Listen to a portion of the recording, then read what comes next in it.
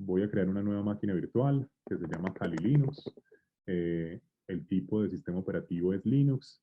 Él nos muestra una carpeta donde es muy importante que ustedes validen que sí tengan espacio en el disco. Si ustedes tienen dos unidades C y D, entonces verifiquen dónde van a guardar ese disco de la máquina virtual. A nivel de la versión, entonces voy a elegir el Other Linux 64 bits, ¿cierto? Que es la que yo recomiendo, ¿cierto?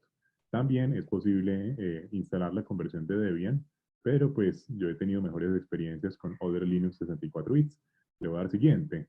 En este punto nos preguntan la memoria. Recomendación para el Kali Linux 2020, 1024 megabytes, que equivalen a 1 giga, ¿cierto? Posteriormente viene un paso importante y es crear el disco duro de esa máquina virtual. Entonces, él nos ofrece un supuesto tamaño recomendado de 8 gigas, pero eso no es suficiente para una adecuada instalación del Kali Linux, porque en gran medida vemos que puede llegar en un estado básico a ocupar 12 gigas. Entonces, recomendación, vamos a crear un disco duro virtual ahora. La opción que viene previamente seleccionada, le vamos a decir crear, y en el momento en que nos dice crear, nos muestra tres tipos de archivos de disco duro. ¿Cuáles son? El archivo BDI, que es una imagen de tipo VirtualBox, VHD, que es una imagen que se llama Virtual Hard Disk, y la BMDK, que es Virtual Machine Disk. Mi recomendación es BMDK. ¿Por qué? Porque BMDK es una extensión compatible tanto con VirtualBox como con VMware. Entonces, si ustedes en algún momento, en el futuro cercano, quieren utilizar VMware, cuando la crean con BMDK, esa máquina les queda compatible tanto para el VirtualBox como para el VMware. Entonces, yo la voy a crear en BMDK. Siguiente. En este punto, entonces vamos a asignar el tamaño del disco. Nos pregunta, ¿qué tipo de disco queremos utilizar? Un disco reservado dinámicamente, que solamente usará espacio en su disco a medida que se llena, hasta un máximo tamaño fijo, que es el que le vamos a fijar. Es decir, aquí esto funciona como un umbral. Le vamos a decir crezca hasta este umbral. O si lo hacemos con tamaño fijo, lo que vamos a hacer es decirle que ocupe todo ese espacio de inmediato y que lo reserve para la máquina virtual. Esto pues no es conveniente, ¿cierto? Muchas veces no es conveniente, a menos de que yo tenga una máquina virtual que esté utilizando ahí para un entorno productivo y yo quiera que esa máquina nunca tenga problemas de disco, entonces pues le digo tamaño fijo. Pero lo vamos a hacer reservado dinámicamente por lo que les comento. Entonces voy a seleccionar reservado dinámicamente y él aquí ofrece otra opción que es dividir en archivos de menos de 2 gigas, pero eso no genera muchos archivos de un mismo disco, lo cual tampoco pues es como muy recomendado. Yo prefiero tener un solo disco reservado dinámicamente. Vamos a continuar. Aquí entonces nos ofrece el repaso, dónde va a quedar esa BMDK instalada y luego nos pregunta cuánto espacio le vamos a dar. Entonces yo le voy a decir que le vamos a dar 30 gigas, ¿cierto? Y le digo crear. Recuerden que cuando le digo aquí 30 gigas, él no me los va a utilizar los 30 de inmediato porque precisamente elegí almacenamiento dinámico. Entonces la voy a crear.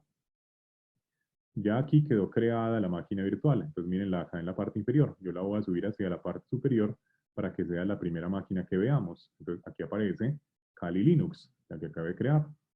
¿Qué vamos a considerar a continuación? Pues vemos que la máquina virtual por defecto viene con el adaptador en modo NAT.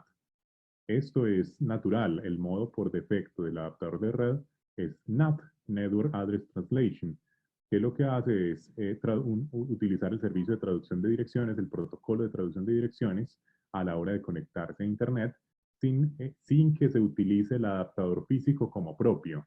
Es decir, aquí esto es un adaptador virtual que hace NAT para salir a Internet. Esto lo vamos a ver con más detenimiento. Por ahora, vamos a decirle que utilice un adaptador NAT y luego lo vamos a cambiar a un adaptador tipo puente.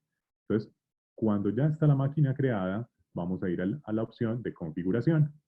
En configuración, ustedes se van a encontrar una opción que dice sistema. En la opción sistema tenemos no solamente la memoria base, que sí la podemos incrementar o incluso reducir en cualquier momento, y también aparece el orden de arranque. El orden de arranque es pues precisamente desde dónde va a arrancar la máquina virtual. Aquí hay un supuesto inicio desde el disquete, comillas, el inicio desde una unidad óptica y el inicio desde el disco duro. Esa unidad de disquete pues no es necesaria, ¿cierto? Eso está obsoleto, yo no sé por qué incluso el VirtualBox la sigue trayendo.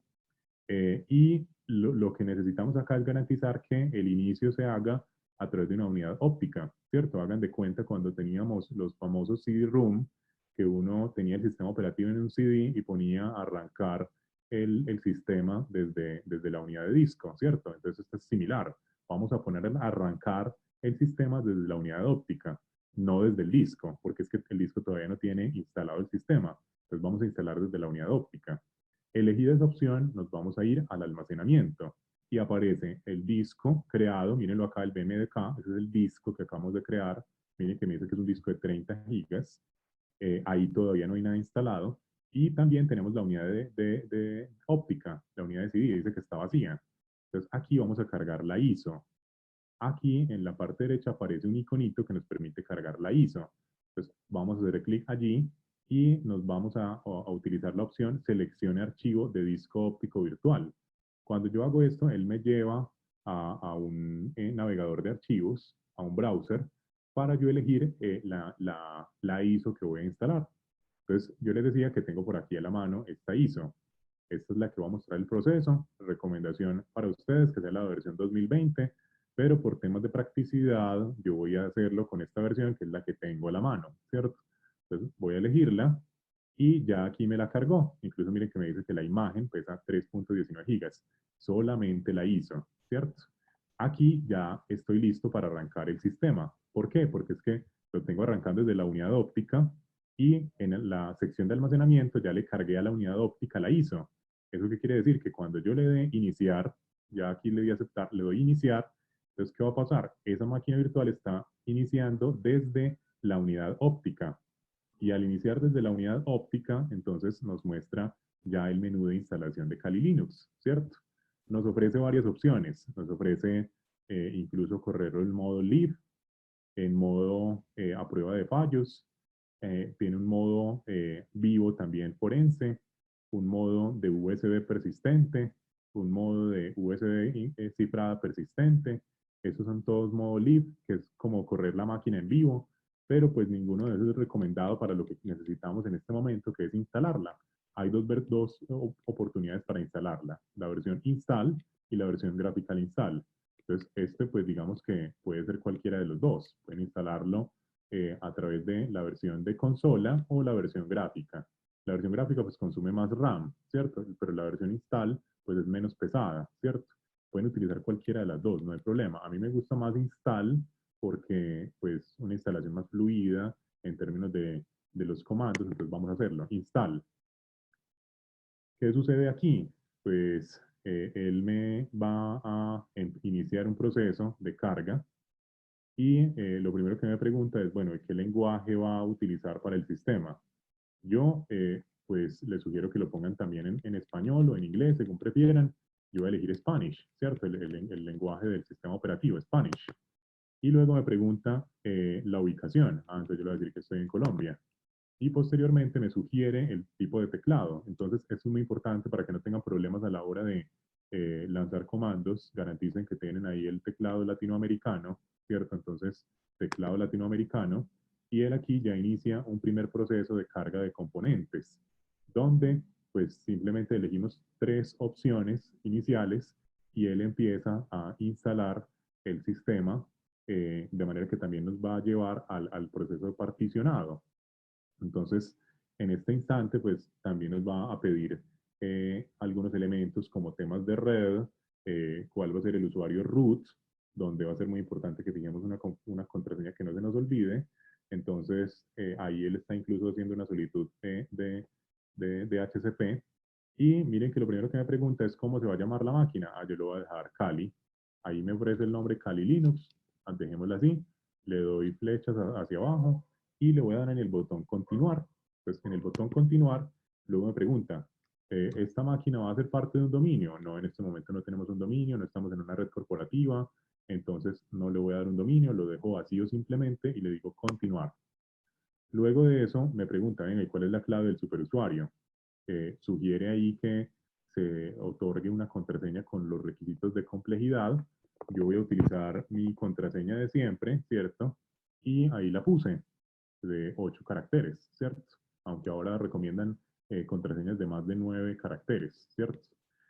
Le doy continuar, ahí ya le fijé la clave del superusuario, no la vayan a olvidar, ¿cierto? Porque después se ponen en situaciones para recuperar el acceso. Y en este momento entonces me pregunta, venga, vuelva a confirmar su contraseña, ¿cierto? Entonces la confirmo y luego le digo otra vez continuar. Aquí empieza a configurar otros componentes ya del sistema y está haciendo la configuración de la hora de red. Él está saliendo a través del adaptador en modo NAT para utilizar el servicio NTP de red y configurar adecuadamente la hora. Y ya en breve pues nos va a mostrar también el proceso de particionamiento, que les va a mostrar cómo lo vamos a hacer de manera muy práctica, rápida y sencilla, de manera que no tengamos allí situaciones relacionadas con el uso de las particiones. Yo recomiendo una sola partición para este escenario de trabajo que vamos a tener.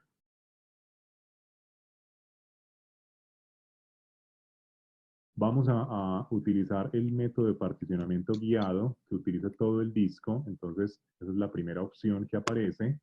Y de inmediato él nos pregunta, ¿cuál es el disco que desea particionar? Entonces, como la máquina virtual ya detecta el disco que le asignamos de los 30 gigas, que pues aquí el disco por su forma de calcular, el sistema operativo por su forma de calcular los gigas dice que es de 32 gigas, eso es normal, ¿cierto? Entonces, yo voy a elegir ese disco y luego me pregunta, venga, ¿y cómo quiere usted particionar ese disco?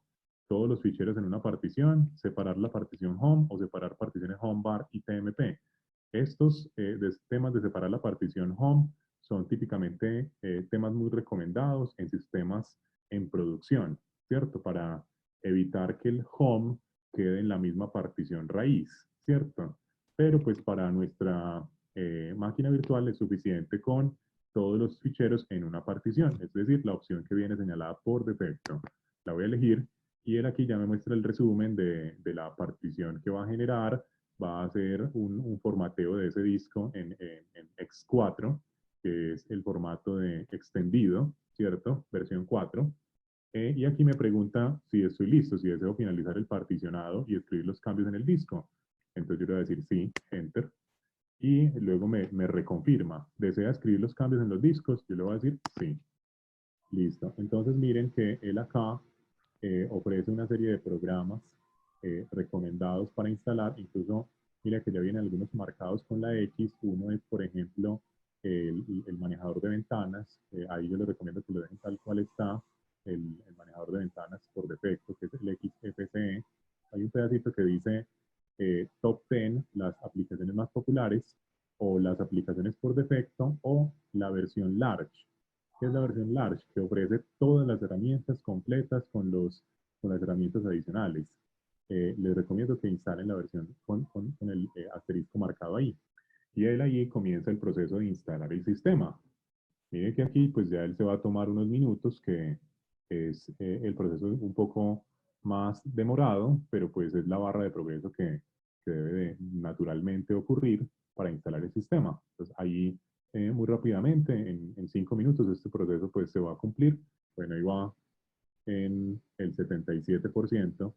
Él me pregunta, venga, ¿usted desea configurar el gestor de paquetes? ¿Desea tener una réplica en red? Aquí le vamos a decir que no. Otra respuesta importante. ¿Desea utilizar una réplica en red? No. Por cierto, no la tenemos, entonces pues, tampoco podemos instalarla. Ya acá, después de ese no, él va a mostrarnos una última barra de progreso muy rápida, que pues ya nos va a dar, nos va a preguntar que si deseamos instalar el Groove.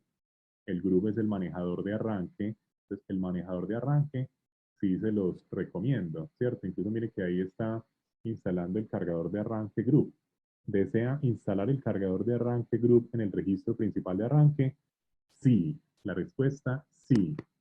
Y luego nos dice, venga, ¿y dónde desea instalar el cargador de arranque? Ah, pues en el disco, en este que aparece acá, ¿cierto? El único que creamos, porque no creamos más particiones. Entonces elegimos ese disco, instalar, y él ahí ya termina de instalar el group.